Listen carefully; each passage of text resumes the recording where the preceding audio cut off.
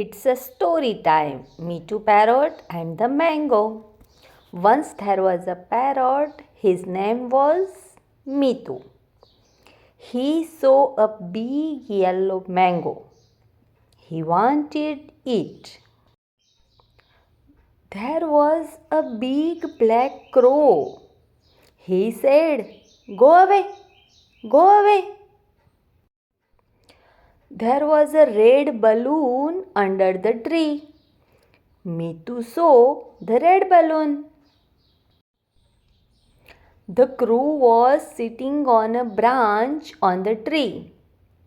His face was on another side. Mittu went behind the tree with the balloon. Mittu burst the balloon. Bah! The crow flew away. Mittu ate the yellow mango and he was happy.